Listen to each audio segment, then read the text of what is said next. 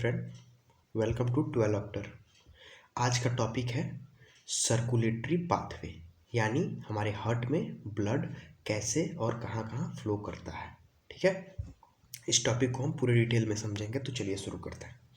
देखिए, ये पहले से मैंने बना दिया है, ये हमारा हार्ट है। ठीक है, अब देखिए इसमें सबसे मेन चीज़ ये है कि ये जो है ये राइट साइड है और ये है लेफ्ट साइड।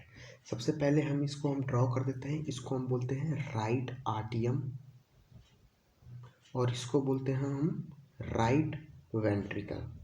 ठीक है, अच्छा, इसको हम बोलेंगे लेफ्ट आर्टियम और लेफ्ट वेंट्रिकल। ठीक है, अब मैंने इसको ब्लू और रेड से क्योंकि इसको समझिएगा। देखिए, जो राइट साइड ऑफ हार्ट होता है always carry deoxygenated blood, while the left side of heart always carry oxygenated blood. यानी जो हमारा राइट साइड है हार्ट का, इसमें हमेशा क्या डीऑक्सीजनेटेड ब्लड रहेगा, इसलिए हल्का हल्का ब्लू से मैं कर दे रहा हूँ उसको साइड। ठीक है, और जो हमारा लेफ्ट साइड ऑफ हार्ट है ये हमेशा कैरी करेगा ऑक्सीजनेटेड ब्लड। ओके, अब चलिए हम इसका सर्कुलेटरी पाथवे देखते हैं। अब देखिए, यह है राइट वेंट्रिकल। यहाँ से हमारी एक आर्टरी निकलती है जिसे हम बोलते हैं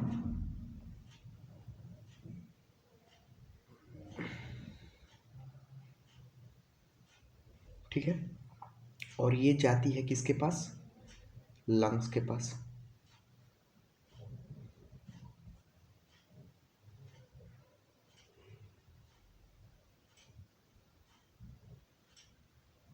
देखिए, ये इसका नाम है पल्मोनरी आर्टरी। ठीक है, ये है लंग्स। तो क्या होता है, यहाँ से डीऑक्सीजनेटेड ब्लड पल्मोनरी आर्टरी के थ्रू गई लंग्स में।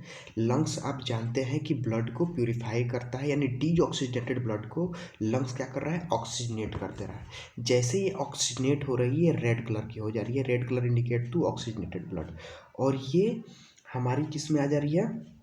लेफ्ट आर्टियम में। ध्यान समझिएगा। ठीक,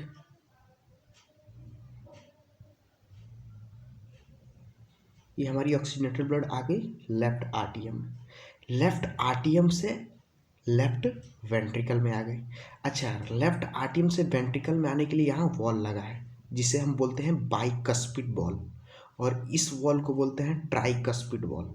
ठीक है, ये ट्राइकस्पिड वॉल है, ये बाइकस्पिड वॉल है। बॉल, ये जो वॉल है ये प्रिवेंट करते हैं आउटफ्लो को, यानी रिवर्स फ्लो को, यानी इस यहाँ का ब्लड इस मतलब लेफ्ट वेंट्रिकल का ब्लड लेफ्ट आर्टियम में ना चल जाए। ठीक है, बैक फ्लो को प्रिवेंट करते हैं वॉल, इसीलिए लगाया गया है। ठीक है, समझ में आया? यहाँ से डीऑक्सीजनेटेड ब्लड निकला पल्मोनरी आर्टरी के थ्रू, गया लंग्स में, लंग्स में ऑक्सीजनेटेड हुआ।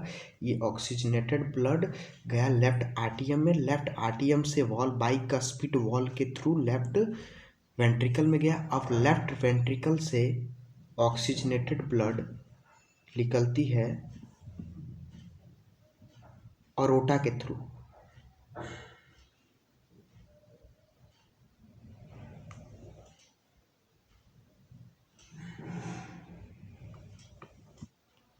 इसका नाम है अरोटा।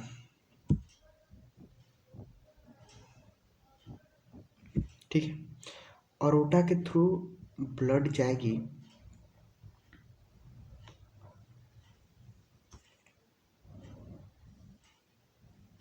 ये ब्लड वेसल्स हैं,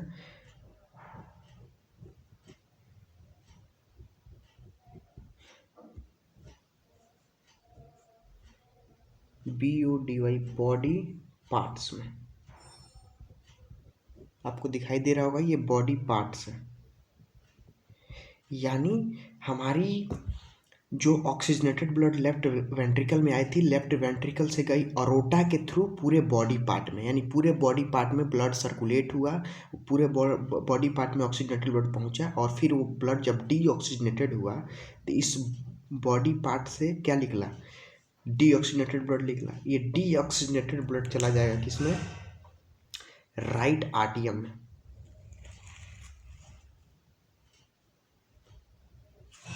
ठीक, इसको बोलते हैं वेना केवा। ये वेना केवा है, यही पूरी डायग्राम है, समझ ली ध्यान से। एक बार हम पूरे आउटफ्लो में चलते हैं। देखिए पहले क्या होता है, ऑक्सीजनेट डीऑक्सीजनेटेड ब्लड और ऑक्सीजनेटेड ब्लड में डिफरेंस समझते हैं। राइट साइड में हमेशा डीऑक्सीजनेटेड ब्लड होते हैं, यानी गंदा खून हमेशा राइट साइड में होता है, और ऑक्सीजनेटेड जो ब्लड होता है वो हमेशा लेफ्ट साइड ऑफ हार्ट में प्रेजेंट होता है। राइट वेंट्रिकल ऑफ हार्ट से ब्लड कहाँ गई, पंप हुई, कंट्रैक्शन हुआ, जब पंप हुई तो ये ब्लड पल्मोनरी आर्टरी के थ्रू गई लंग्स में। ये पल्मोनरी आर्टरी है, इसके थ्रू ब्लड गई लंग्स में। लंग्स में ब्लड प्यूरिफाई हुआ, यानी ऑक्सीजनेट हुआ। ऑक्सीजनेट होकर ब्लड चली गई किस में, हमारे लेफ्ट आर्टियम में। लेफ्ट आर्टियम में बाइकस्पिड वॉल के थ्रू गई लेफ्ट वेंट्रिकल में। लेफ्ट वेंट्रिकल कंट्रैक्ट हुआ, और जब ये पंप करेगा तो इसमें से ब्लड किस में जाएगी, अरोटा में। अरोटा में ब्लड होते हुए ये ब्लड चली जाएगी हमारी पूरे बॉडी पार्ट में। पूरे बॉडी पार्ट में ब्लड सर्कुलेट होगी, और पूरे बॉडी पार्ट में जब सर्कुलेट हो जाएगी तो जब वो ब्लड डीऑक्सीजनेटेड हो जाएगा, यानी ब्लड गंदा हो जाएगा, तो फिर वो ब्लड वेना कावा के थ्रू किस में चला जाएगा, राइट आर्टियम में चला जाएगा। ठीक है, राइट आर्टियम में फिर ये ट्राइकस्पिड वाल है, ट्राइकस्पिड वाल के थ्रू राइट वेंट्रिकल में चला जाएगा, फिर राइट वेंट्रिकल से पल्मोनरी आर्टरी, फिर लंग्स, फिर ऑक्सीजनेट होकर पूरे बॉडी पार्ट में, फिर बॉडी पार्ट से वेना कावा में होते हुए फिर यही पूरे आउटफ्लो है। हमें उम्मीद है आपको समझ में आई होगी। ठीक है, अच्छा, इसमें वेना केवा में दो वेना केवा होते हैं, एक सुपीरियर वेना केवा और एक inferior vena cava. Superior vena cava जो होती है पूरी बॉडी ऊपर अपर बॉडी, पूरे अपर बॉडी के ब्लड को इसमें भेजती है, जबकि इंफीरियर वेना केवा जो होती है वो किसको भेजती है, हमारे लोअर पार्ट ऑफ बॉडी को। और एक और होती है जिसका नाम है कोरोनरी सिंस, वो हार्ट के आसपास के जितने ब्लड है डीऑक्सीजनेटेड ब्लड उसको भेजती है। ठीक है, लेकिन बेसिकली मेनली कहा जाए तो वेना केवा के थ्रू इसमें जाता है, लेकिन वेना केवा दो पार्ट में डिवाइड है, एक सुपीरियर और एक इन्फीरियर। सुपीरियर में अपर बॉडी पार्ट के सारे ब्लड डीऑक्सीजनेटेड ब्लड इसमें जाते हैं, और इन्फीरियर से हमारे लोअर पार्ट ऑफ बॉडी से जाते हैं। और कोरोनरी सिंस है जिसको हार्ट के आसपास जो ब्लड है यहाँ वो होती है, हार्ट के आसपास जो ब्लड है वो यहाँ से जाता है। टोटल यही डायग्राम है। Thank you.